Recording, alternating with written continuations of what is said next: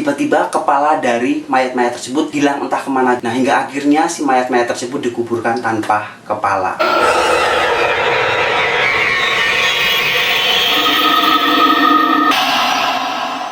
Halo guys, selamat datang di channel aku, Yulanto Iskak. Terima kasih kalian telah klik video ini. Gimana kabarnya kalian untuk hari ini guys? Mudah-mudahan kalian tetap sehat, tetap semangat untuk menjalani aktivitas pada hari ini. Oh ya guys, kali ini aku bakal ngebahas tentang kasus pembunuhan dari Hunter Kaifek. Jadi guys, keluarga Hunter Kaifek ini dibunuh dengan menggunakan kampak dan pada akhirnya mayatnya dikubur tanpa kepala. Tapi sebelum lanjut videonya, alangkah baiknya tekan tombol subscribe terlebih dahulu dan aktifkan tombol loncengnya supaya kalian tidak ketinggalan info-info terbaru dari video saya. Oke guys, saya hitung ya. 1, 2, 3. Udah belum guys? Udah ya. Oke guys, let's start to begin. This is Let's Do Toys.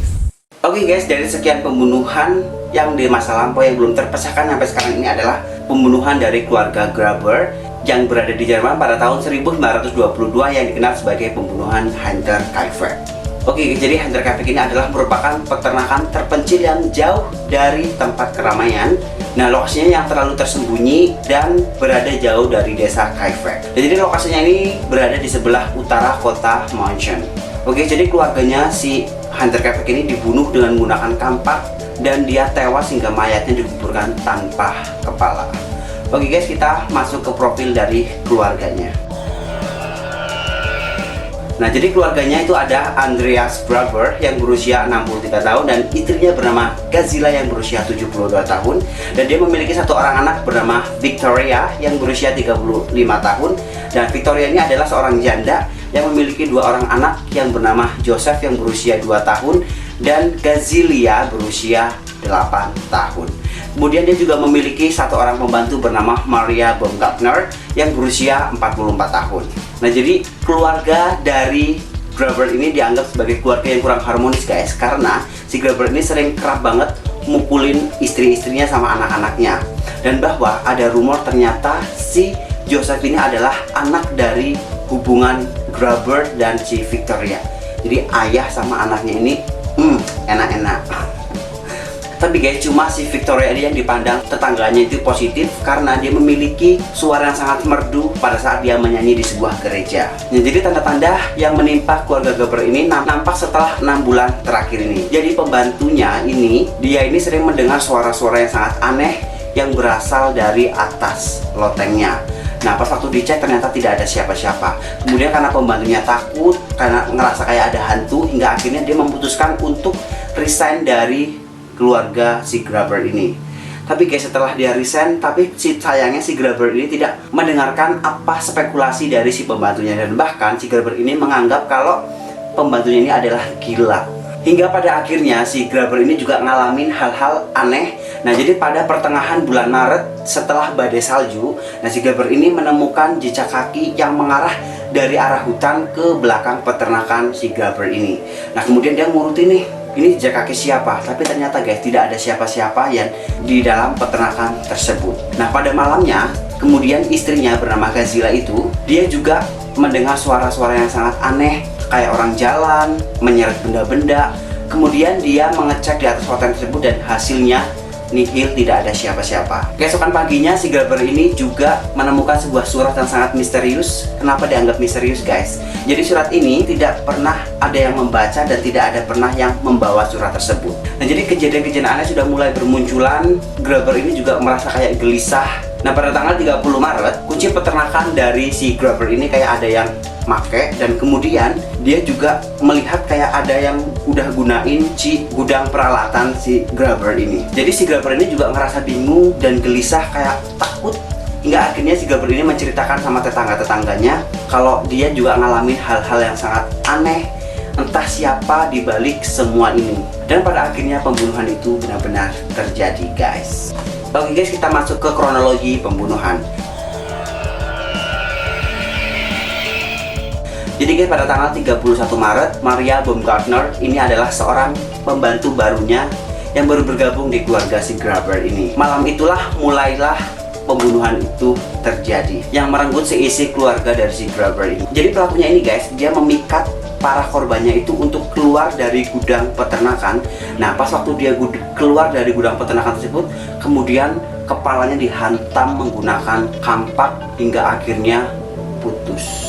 Nah, Victoria adalah menjadi korban pertama pembunuhan berdarah tersebut, dan kemudian disusul oleh anaknya bernama Gazilia yang berusia 8 tahun ini.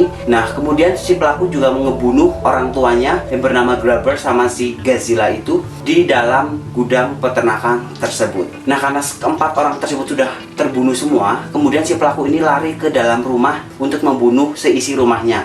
Nah, jadi dia ngebunuh si Joseph yang sedang berada di tempat tidurnya, dan Maria Baumgartner ini pembantu barunya yang sedang berada di ranjang, dan mereka ini sedang tertidur lelap. Kemudian kepalanya dikampak hingga nyampe putus. Aku nggak kebayang, guys. Nah, jadi setelah ngebunuh semuanya keluarga si Grabber ini, jadi pelakunya ini tidak langsung pergi, guys. Jadi dia sempat tinggal beberapa hari di dalam rumah tersebut, dan bahkan dia juga sempat ngasih makan peternakan kayak hewan-hewan ternaknya.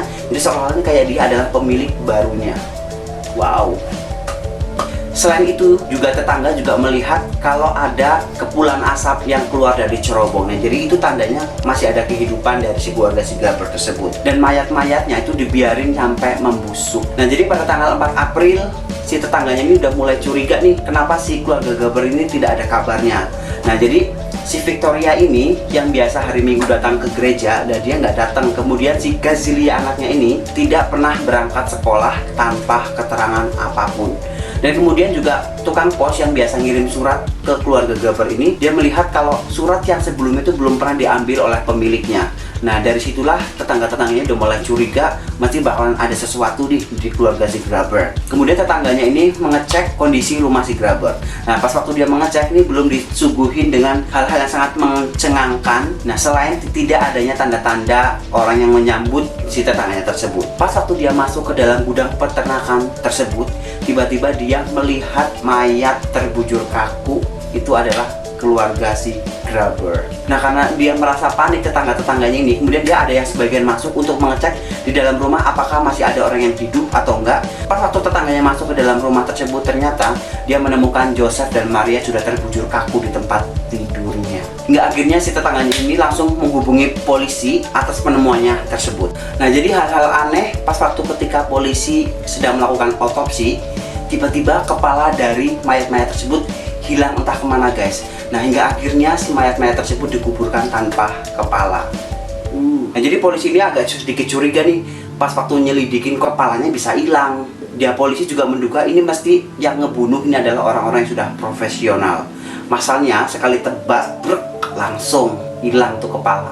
Nah, polisi juga tidak tahu apa motif dari pembunuhan ini, karena barang-barang kayak emas, uang itu tidak diambil sama si pelakunya, guys, dan itu benar-benar masih utuh. Hingga akhirnya polisi ini menginterogasi teman-temannya kayak kerabat, teman-temannya, kemudian keluarga-keluarganya, lebih dari 100 orang yang dia interogasi. Nah, salah satunya yang dicurigai adalah Lawrence Clayton Bowers. Lawrence ini adalah mantan suami dari Victoria. Wow. Nah, jadi Lawrence yang melakukan pembunuhan ini karena dia merasa kayak frustasi, dia udah kehilangan anaknya di pernikahan barunya. Kemudian dia frustasi hingga akhirnya ngebunuh si keluarga si Grabber ini. Dan bahkan si Lawrence ini juga sempat menggoncang-goncangkan si mayatnya supaya pas waktu proses otopsi ini benar-benar susah. Polisi nyelidikinya juga benar-benar susah. Dan dia beralasan kalau dia menggoncangkan mayat tersebut karena dia sedang mencari anak yang bernama si Joseph. Dan hingga pada akhirnya si polisi belum menemukan bukti siapa yang membunuh si keluarga si Grabber ini. Jadi Lawrence tidak ditangkap karena dia tidak bersalah, guys. Hingga pada akhirnya 1 tahun kemudian, peternakan Hinterkaifeck ini dimusnahkan dan dibangun monumen kecil untuk memperingati kejadian tersebut. So, menurut aku ini cukup benar-benar creepy, dan sampai sekarang ini belum diketahui siapa dari pembunuhan si keluarga Hinterkaifeck ini. Aku rasa karena dulu itu belum benar-benar canggih kayak buat nyari sidik jarinya segala macem, makanya polisi tidak menemukan siapa pembunuhnya dan sampai sekarang, guys. Menurut kalian gimana? Apakah itu benar-benar Lawrence? Apa gimana? Please komen di bawah. Oke, guys, itulah pembunuhan dari keluarga Hinterkaifeck, dan sampai sekarang tuh belum ditemukan siapakah pembunuh keluarga Hinterkaifeck ini. Buat kalian yang belum follow Instagram aku, follow dong. Dan jangan lupa tekan tombol subscribe terlebih dahulu, guys, serta aktifkan tombol loncengnya supaya kalian tidak ketinggalan info-info terbaru dari video saya. Oke, guys, see you next time and goodbye.